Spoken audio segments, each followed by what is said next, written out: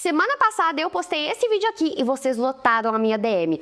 É verdade que a Coco Chanel foi uma espiã dos nazistas na Segunda Guerra Mundial? Ela era nazista de verdade? Quando estourou a Segunda Guerra Mundial em 1939, a Chanel já era uma estilista famosa, conhecida e muito rica. Ela tinha mais de 4.000 funcionários em Paris e todos acabaram perdendo emprego, porque ela fechou o ateliê falando que a guerra não é o momento para focar na moda. Mas pouco tempo depois, em 1940, os nazistas chegaram em Paris e aí ficou evidente para todo mundo de qual lado ela verdadeiramente estava. Porque quando os nazistas ocuparam Paris e se instalaram no Hotel Ritz como quartel-general, a Chanel largou o apartamento dela e se mudou para lá. Mas quem já conhecia ela antes podia imaginar que ela faria uma coisa desse tipo. Isso porque a Chanel já deu muitas declarações antissemitas ao longo dos anos. Ela não gostava de judeus, achava que eles estavam se juntando com os russos para fazer uma revolução bolchevique pelo mundo. Ela tinha sido patrocinadora de uma revista de extrema-direita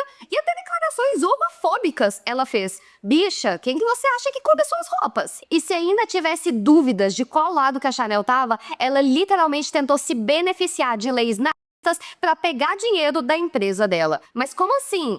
Pois bem, pessoal, a Chanel criou a marca dela de roupas, chapéus, acessórios, mas a marca Chanel de perfumaria era uma empresa diferente e tinha sido completamente financiada por dois irmãos judeus. Esses judeus tinham 75% de todas as ações da Chanel Perfume, e a Chanel fez isso justamente porque quando ela fundou a perfumaria dela, ela não tinha recursos para isso e ela não imaginou que o Chanel número 5 se tornaria o perfume mais vendido de toda a Europa. Então ela tinha um best-seller, mas ganhava apenas uma pequena porcentagem disso. E quando os alemães ocuparam a França e começaram a enviar todos os judeus para os campos, ela viu a oportunidade dela. Ela entrou na justiça para tentar tirar os judeus da sociedade e ela mesma obter aquela parte da marca. Só que esses dois irmãos não eram bobos, eles conseguiram fugir do nazismo. Estavam morando nos Estados Unidos e antes de sair da Europa, eles deixaram tudo que era deles no nome de um colega que era um empresário francês de sangue puro. E a batalha judicial deles criou um bafafá no mundo dos negócios. A própria revista Forbes publicou um artigo falando que se a Chanel ganhasse o dinheiro, ela ia perder a reputação, porque todo mundo ia saber que ela era simpatizante dos nazistas. E a título de curiosidade, a treta não deu certo e até hoje, esses dois irmãos judeus são donos da marca Chanel. Enquanto tudo isso acontecia, a Chanel estava morando no Hotel Ritz, que também era o quartel-general dos nazistas. E foi lá que ela conheceu e se apaixonou pelo general alemão Hans Gunther von Dinklage. Eles viveram um caso amoroso durante muitos anos, inclusive depois que a Segunda Guerra Mundial acabou, eles continuaram juntos e moraram juntos durante muito tempo. E foi o Hans que de fato convenceu a Chanel a servir a Alemanha. E um dos fatores que ele usou para convencê-la era de que o sobrinho da Chanel, que era a pessoa que ela mais amava no mundo, o único herdeiro dela, e que muita gente inclusive acha que era filho bastardo dela, estava preso em um cativeiro dos alemães. Depois de anos servindo Adolfinho Hitler, a Chanel conseguiu sim que o sobrinho dela fosse libertado vivo, e o interesse dos alemães em tê-la como espiã era óbvio, porque a Chanel era uma pessoa muito conectada que conseguiria conversar com muita gente importante. Tanto que o codinome dela de espiã era Westminster, justamente porque ela tinha muitos contatos na alta realeza britânica, já tendo sido amante inclusive de herdeiro do trono da Inglaterra. E a Chanel teve várias missões como espiã alemã. A mais importante delas foi quando ela tentou entrar em contato com Winston Churchill, primeiro-ministro da Inglaterra e amigo pessoal dela, para tentar negociar um cessar-fogo. Não deu certo, mas foi bastante importante. Só que o pau quebrou quando acabou a Segunda Guerra, justamente porque tinham muitas evidências visíveis do envolvimento da Chanel com nazistas.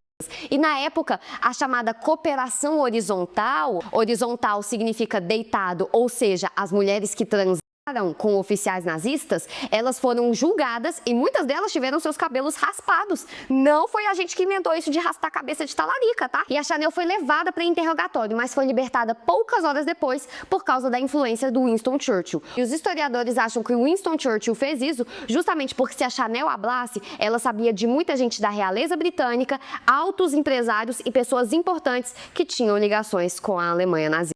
A Chanel fugiu para a Suíça e passou quase 10 anos lá, sem falar absolutamente nada sobre tudo o que tinha acontecido no período da guerra e inclusive pagando qualquer pessoa que pudesse ter informação para ficar, E aí tem o último plot twist da vida dela, que foi quando ela já tinha mais de 70 anos, ela decidiu sair da aposentadoria, voltar a produzir moda, voltou a morar em Paris e quem financiou a volta da marca Chanel foi um dos irmãos judeus que ela tentou tirar da sociedade anos antes. Perdão, né, meninas? Perdão. Eu tô resumindo uma história gigantesca pra vocês, mas é claro que tem muitos outros detalhes. Inclusive, mais de 10 anos depois que a guerra acabou, foi encontrada uma suposta carta de identificação falando que a Chanel tinha feito parte da resistência contra os nazistas. Mas isso não foi muito levado a sério pelos historiadores, justamente porque não tinha nenhum detalhe a mais. O documento tinha sido feito mais de 10 anos depois que a guerra acabou e tinha marcas de corretivo nele, literalmente. Será que ela fez isso tudo só porque ela queria libertar o sobrinho dela? Será que ela realmente pensava tudo isso que ela falou? Isso vai da consciência de cada um, mas que a diva gostava de ver nazista pelado, ela gostava, infelizmente temos que admitir. Precisa deixar de comprar sua bolsinha da Chanel? Não, porque hoje em dia o lucro vai para uma empresa judia. De qualquer forma, tem muitos detalhes, mas eu tentei resumir aqui a história para vocês. E agora você sabe